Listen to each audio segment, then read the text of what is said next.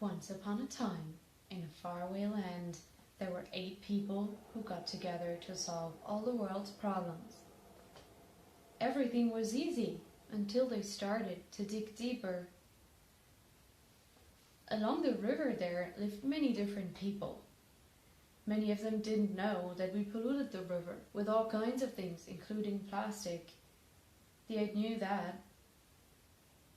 One day, one of the 8 had the idea, what would it be like to include all those different kinds of people when trying to solve the world's problems? She thought to herself that it would be very challenging, yet worth a try. So she asked herself, why is it important to include women and children in protecting our rivers from plastic pollution? The childhood experience will influence children's mindset and shape their emotional development. When I was a kid, my parents took me to clean river that's surrounded by forest in the mountain. I enjoyed playing in river, catching small fish with my net, and chasing dragonflies. We need to bring our children to touch and feel the rivers.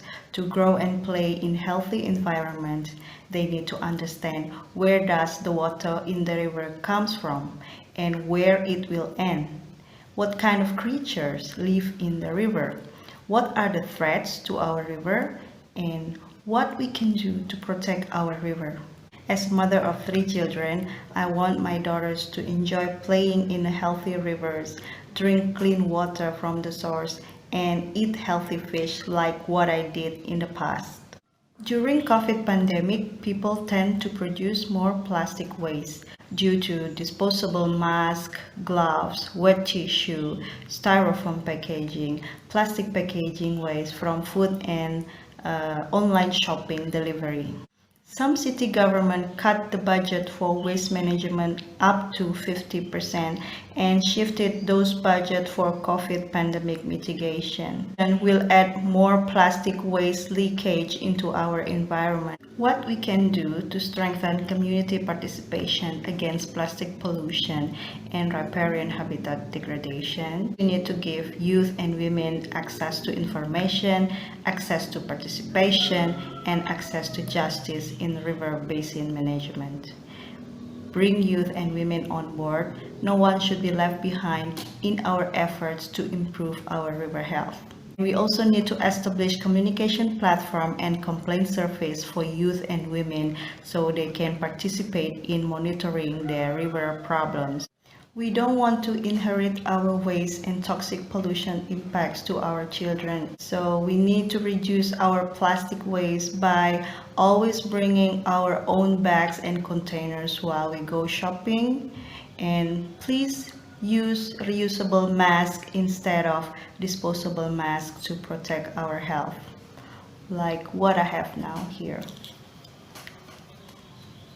We need to encourage families to buy local freshly harvested food and unwrap or bulk product to reduce our single-use plastic packaging waste. We can replace disposable diapers or sanitary napkins with reusable options. To segregate waste at source and make compost in our home.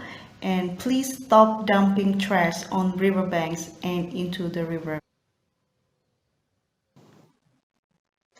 And then a resilient system doesn't only mean to have resilient infrastructure, but also means to build resilient communities, resilient people inside that, resilient partnerships to make it happen. Let's have a look at Asia and the Pacific region. So this region is the home for the largest world youth population, and 54% of the Asia Pacific population is under the age of 30. Young people has always been called the future, right? But you have to agree with me, we are not just the future, we are the reality of the region. Sadly, in the current situation of COVID-19 pandemic, a lot of scaring effects on the life changes of young people out there. But we don't want just to be called the lockdown generation. But how can we contribute to the conversation? How can we be the solutions instead of only the beneficiaries of your solutions? So evidence has recognized 6 unique characteristics of young people while participating in development projects that you can consider how to meaningfully engage us in your projects. Number 1, young people is very famous for their digital skills, their natural tech savviness, and their learning capacities can match with the fast-paced changing of digital advancement. Number 2, young people are disruptive and innovative thinkers. Young people who are empowered to identify new approaches to face old problems can potentially bring a high-value solutions. Number 3, young people are resilient and resourceful, and they often overcome resource constraints through creative ways of approaching challenges. Number 4, young people are really caring, and we are responsible citizens. We know about what is happening in the world. We know about global affairs. We are equipped and we are determined to tackle the current state of the planet. Number 5, we are natural collaborators. We are like the glue of the community. We can connect with each other even though we don't know each other at all. We can easily build alliance. We can build partnership. We can do networking across generations and allow us to overcome cultural, social, political barriers driven by the desire to improve the community conditions. And last but not least, we are expert in behavioral insights. Because of the open-mindedness of young people, right? Young people are able to build trust with the communities, derive deep insights, influencing and educating their peers, their parents, their communities, and supporting, informing about the project's outcomes. So those are the 6 significant strengths, significant characteristics that young people can contribute to development projects. But we cannot work alone. We need to work with you. We need to work with different generations. So building cross-generational partnership is a must to enable young people to contribute to the development process. And that's how we are building our resilient communities. Thanks. And then, senior professionals and decision makers should be cognizant and aware of youth strengths. Mun made some great points on why youth and women should be involved. Currently, policymakers ignore youth strengths, assume the heterogeneity of youth, or treat youth inclusion as a token and a source of cheap labor. Now on to the first point.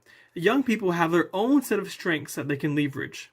For example, they are natural collaborators, often placing importance on collective approaches, networking and building alliances, including across generations. And this allows them to overcome cultural and socio-political barriers, and they're driven by the desire to improve community conditions. Now, young people are also cited for their aptitude at digital skills. Evidence shows that meaningful partnerships with youth and projects with digital elements can improve project outcomes. Other youth skills that decision makers should understand include the youth capacity for being caring and responsible citizens, their resiliency and resourcefulness, and their capacity as disruptors and innovators in a system to create new, exciting ideas for solutions. All of this should be considered by senior decision makers while understanding that youth are a heterogeneous group. Not every youth or youth group or youth demography is the same, and policies or projects including youth should be tailored toward youth in that local area rather than using a blanket solution for involving youth in every single project. For example, a project in the Bagmati River Basin that involves young people would have a different need as a project in the Jilin River Basin. Approaches need to be tailored to that area and the youth in that area. Finally, decision makers should understand that youth should not be included as just tokens in a process. Young people should be consulted from the design phase and integrated within the project.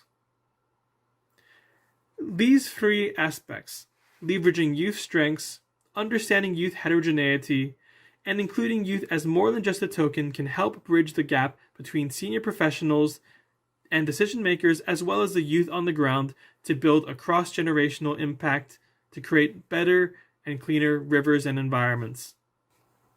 Over to you, Kamara. Also, in Sierra Leone, we act with all those actors, but the emerging issues and challenges faced with respect to the protection and restoration of the Western Area catchment is increasing. One of the problems is the non-technical issues with respect to the low level of awareness of the communities living within those catchment areas.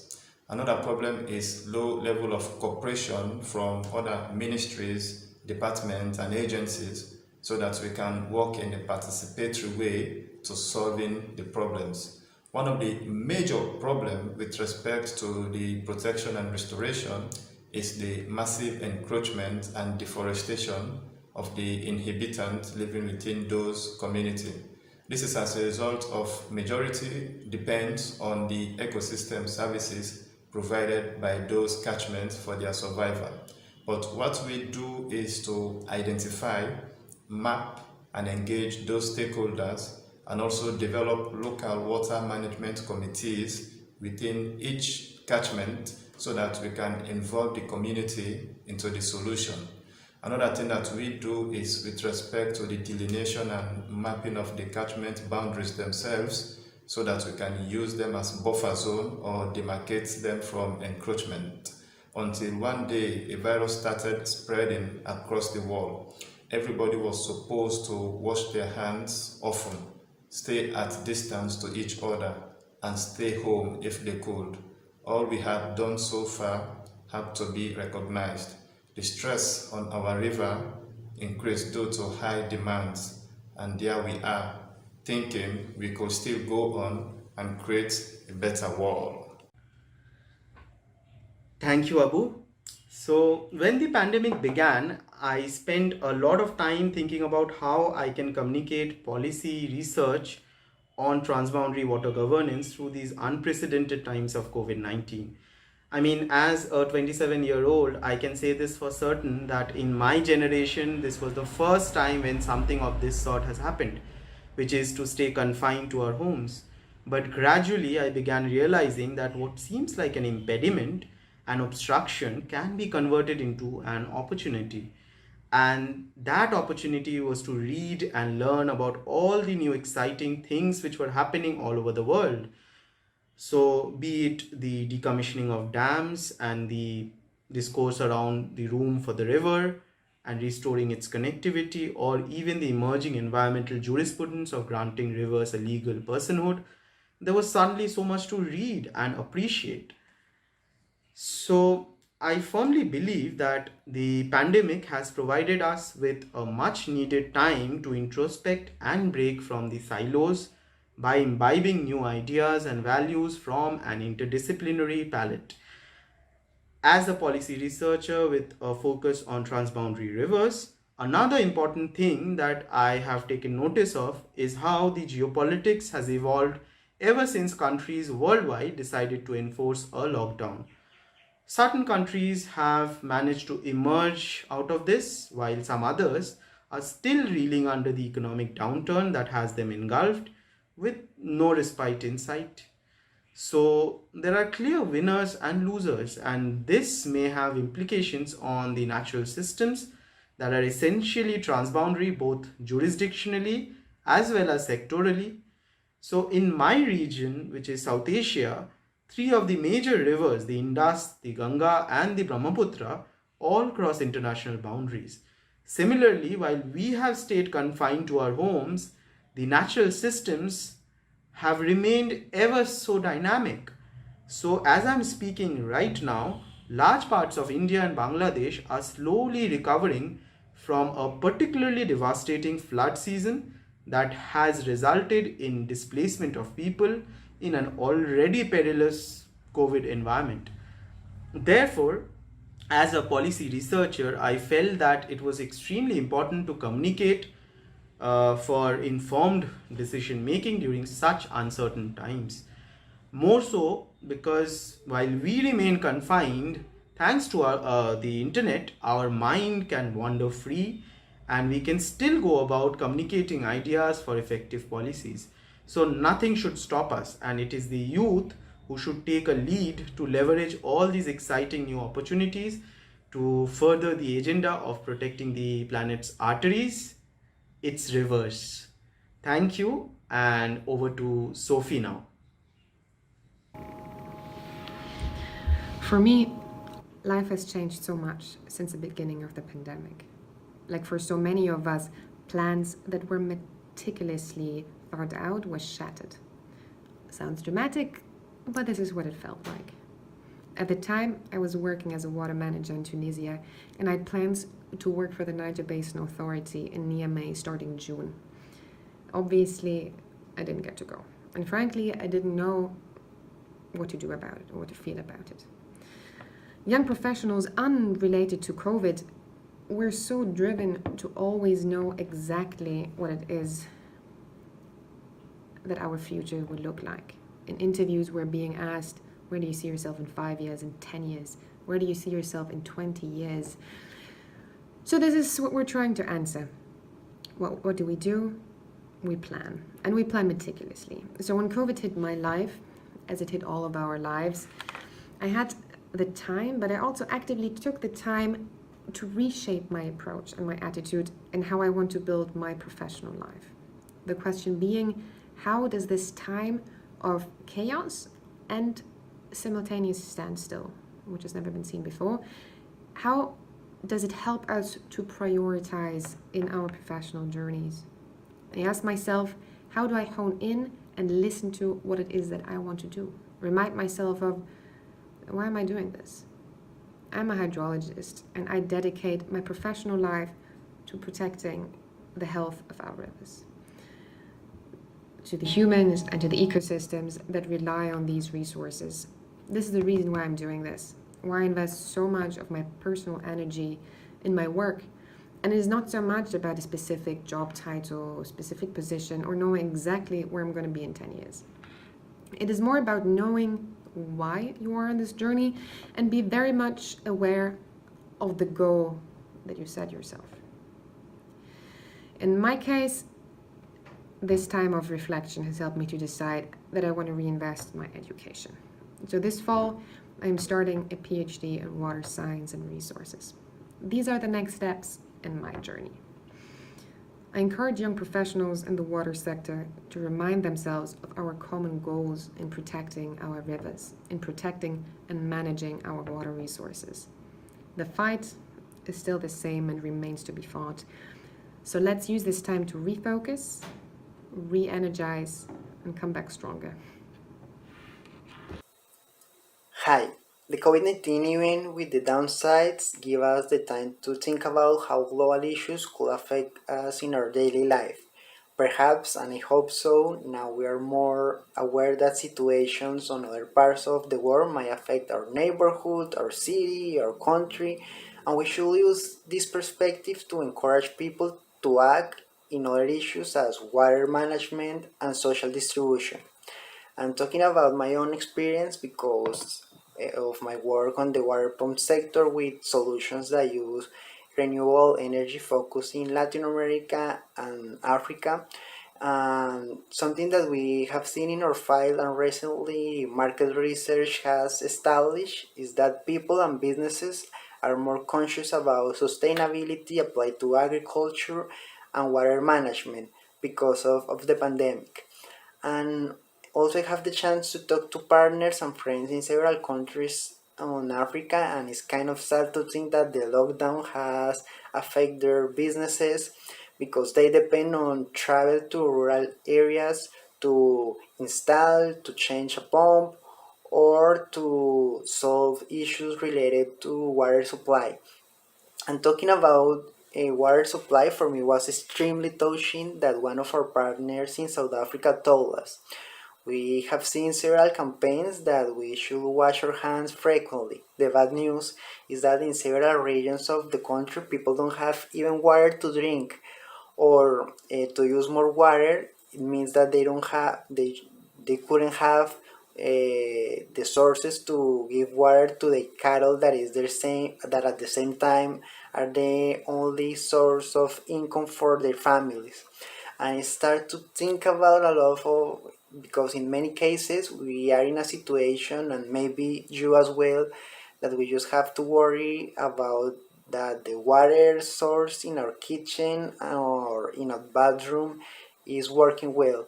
So taking those examples and also the ones that have been shared from the other panelists today, we will reshape the way that we think about sustainability and water sources and the key role that we as emerging professionals and young people have to think and especially act in those issues and start to advocate to water access for all people, even if I currently have enough water to myself.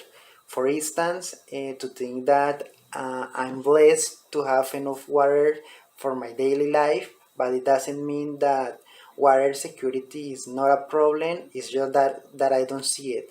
So I think my message would be that it's time to share a little bit from our glasses of water and work until everybody could have a glass or plenty glasses for their own. Thank you. And the previous speaker also shared the importance of inclusion. I will be sharing the key roles of emerging water professional for inclusive participation of diverse group to make resilient rivers. I believe that inclusion of diverse group can only help in sustainable water management. As you know that world's rivers are providing various support to diverse community groups of the world. And these groups are managing the river on their own knowledge and ideas. However, their ideas and voices are rarely captured in river development initiatives. In this background, internalization of importance of inclusive participation is the key which emerging water professionals have taken into consideration as their core values. Further, strengthening the networks among the diverse group of various basins and sharing their challenges and opportunities are also the key aspects. Currently, we more than 20 emerging water professionals from the globe are working together to collect the challenges of riverine communities as well as exploring the potential opportunities to share in the International River Symposium despite COVID-19 impacts. So, looking at the diverse emerging water professionals, they themselves are also representing the diverse group who are developing the program, plans, and understanding the voices of people and providing opportunities to those diverse groups.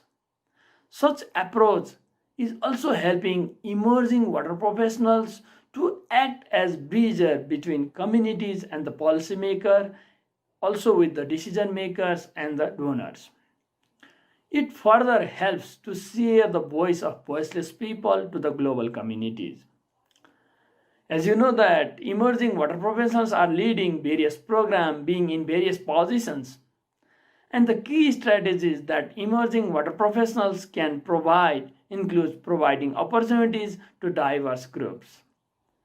There is always a challenge to make inclusion where learning and reflecting of our past initiatives can help to make improvement.